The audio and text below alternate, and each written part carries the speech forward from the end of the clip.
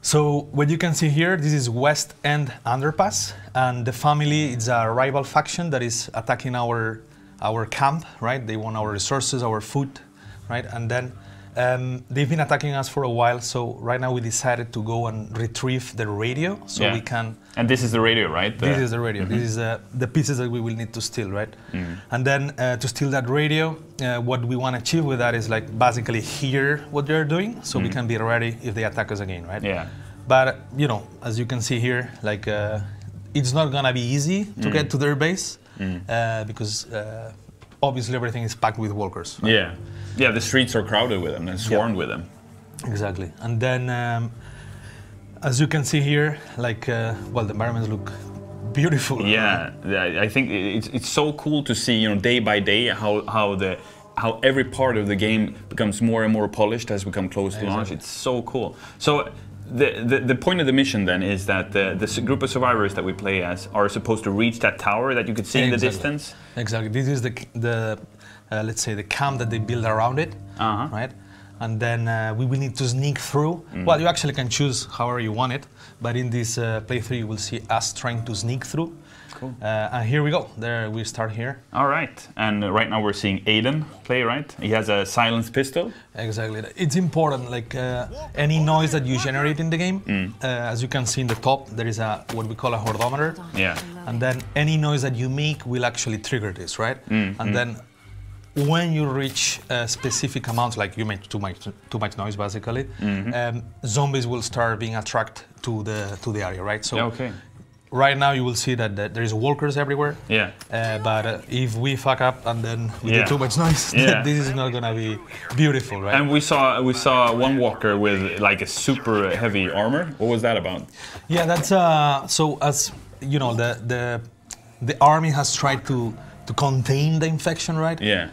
In Washington D.C. Yeah. There is still some cops that were just turned. Yeah. In the middle. So some cops have more armor on them, and you have to pop up their helmets and stuff like that. Exactly. And then pop up the helmet, and then as every walker, right? The only way to kill them is to actually hit them in the head. Brain. Yeah. Exactly. Yeah. So I think we're at our first puzzle here in the missions, because all the missions have puzzles in them, right? Yes. And many of them have co-op elements where you have to work together in order to overcome them. Can you tell me about this one? Yeah, so here the team finds a door that is blocked, that basically blocks the progression. So then there is a forklift near to it. So what the team is going to try to do is get it back up, right, running again, so then they can lift that door. So as you can see here. Hey, I see that keychain. What is that? Is that a Teddy Move? That's Teddy Move. Oh my God! That's our homage to the Payday community. I like that. I like that. That's very cool. So the levels are actually built in a way that you can approach every situation in the style that you want. For instance, here the team decided to divide into groups. Yeah. And what's the point of that, right? Because in my mind, you should always stick together. Why would people divide themselves into units of 2 and 2 instead of being 4? So it depends a lot of how you want to play it. We've seen players that really pack together in groups of 4 to make kind of a like Praetorian Guard, like so if they get attacked by walkers, they are always sticking together. Yeah. This group here is a bit more experienced, so the sniper took that path to take down those human enemies in a small outpost, and the others are trying to clean up the way of walkers, right? Okay. So in terms of the variety of puzzles that we have in the game, right? Like here you will see right now another one that is also blocking the way, right? Yeah. And these are challenges that you're gonna find while you're playing. They are randomized, so every time that you play, they are different.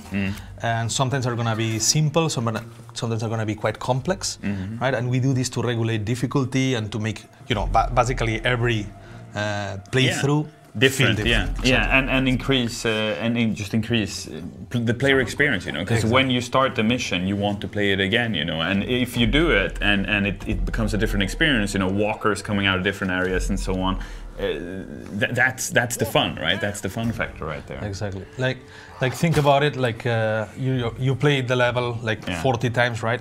And you can explain a story every time you play. So, whoa, what happened there? Aiden opened the door, closed it. He's barricading it. Yeah, actually, he's trying to, you know, like not a good idea, I guess. Yeah. Like, Whoop, nope. Yeah, that's the nope door. Yeah, he didn't want to go in there. This is an important mechanic, right? Like walkers, they just come by numbers. So it's like an unstoppable force. Yeah. But you can slow them down. Yeah. Right? I think this is such an important thing, I think, to talk about, that in this game, it's almost like you're not supposed to kill all the walkers, right? Because you don't have the ammunition, there's too many, and if you make too much noise, they will swarm you, right? Exactly. So that's why you have to use the stealth. So what do we see here? So here, as you guys can see, they're looting. The team is looting this apartment, which is a big part of the game, to loot the environment. Yeah. Why you want to loot? There is a lot of reasons for it. Your abilities, you can craft them, and you will see later like how that works.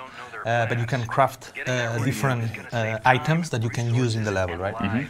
Also, cooperation is important. As you see here, Aiden has marked one enemy, and then Grant with the sniper rifle just took him down, right? Yeah. And now it seems like shit hit the fan. The family has seen us. Exactly. So when that happens, like you saw those indicators on their head, right? Yeah. They have different alert levels. Yeah.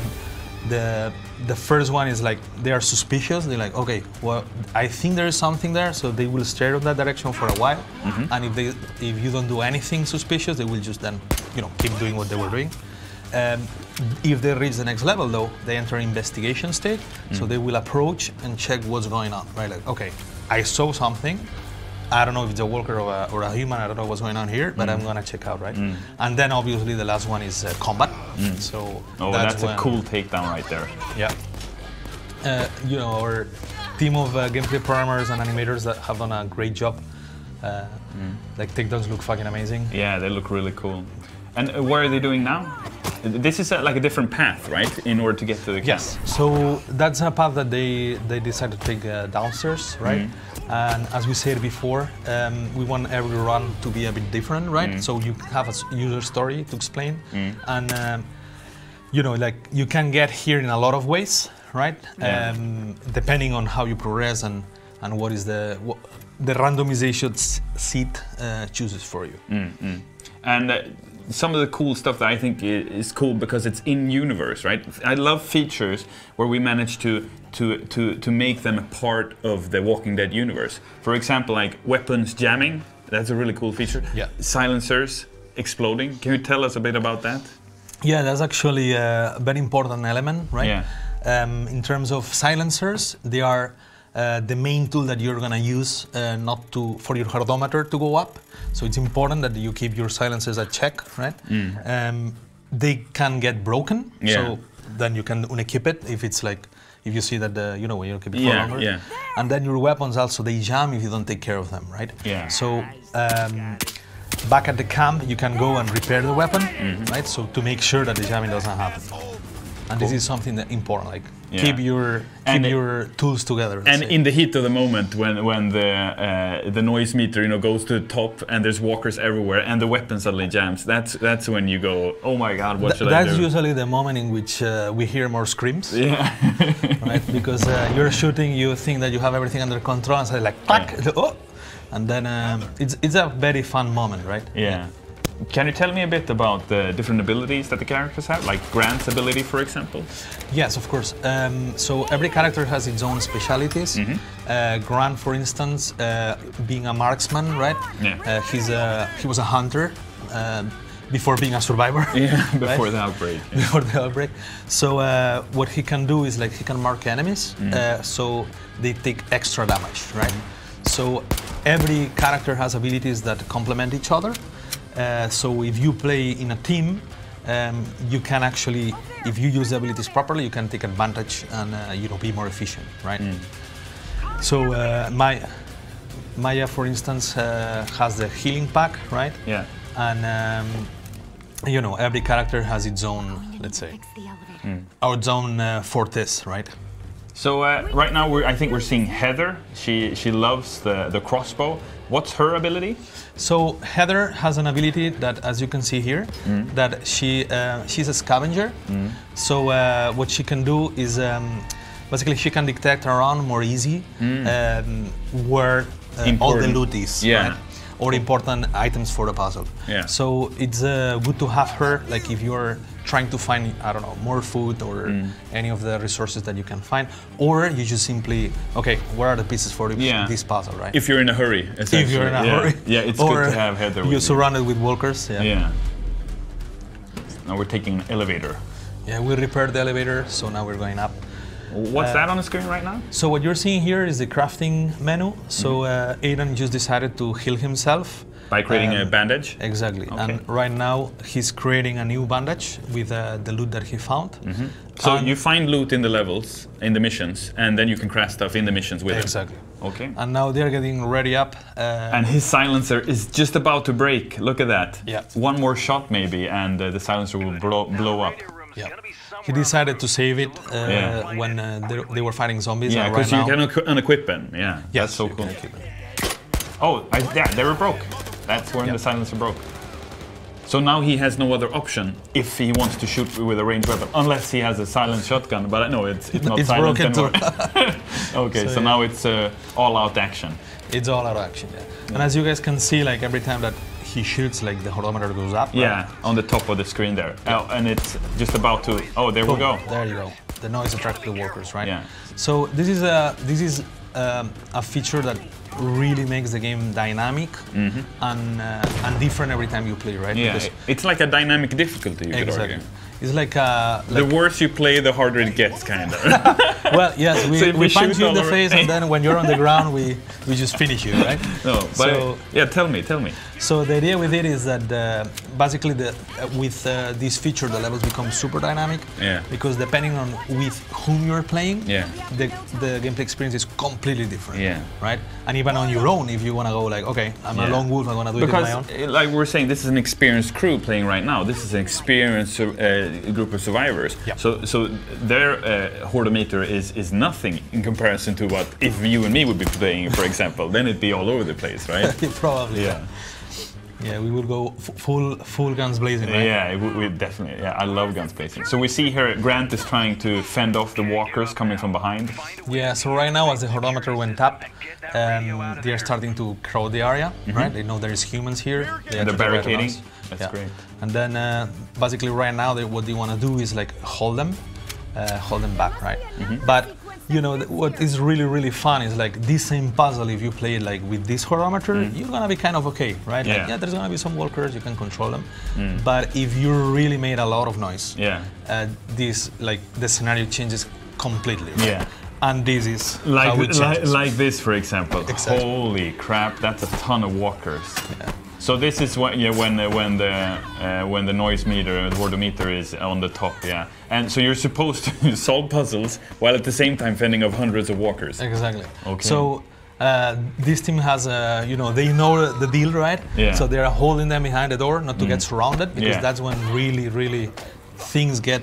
And Aiden's very hard. This is, we were talking before about, you know, the weapon families in the game, that we have different weapon families that have different purposes. For example, with Aiden, right, his baseball bat fills a particular function in a crowded situation like this. Because you can push away, and then you can push away many instead of just one. Exactly. Can you tell me a bit about that? Yeah, we have different weapon families. For instance, Aiden's baseball bat is very good at crowd control. Actually, you know, you can fence enemies easier, and you can use like your light and heavy attacks to control the zombies around you, right? So, you know, you have long swipes that push enemies back. Then you have other type of weapons for CQC, like the machete or the pickaxe, that are more for individual walkers. So then it's easier and faster to kill one specific walker. And it looks cooler also. I love the machete when you just slash walker's head off. It's beautiful. Yeah, the fire axe is also very cool too. Yeah. Like I really like it. You know, it's weighty and it's a bit slow, but it's beautiful in a gruesome way, because it sounds so weird to say it like that. But you know, when you're when you're playing and you're doing it, it looks so cool. Exactly.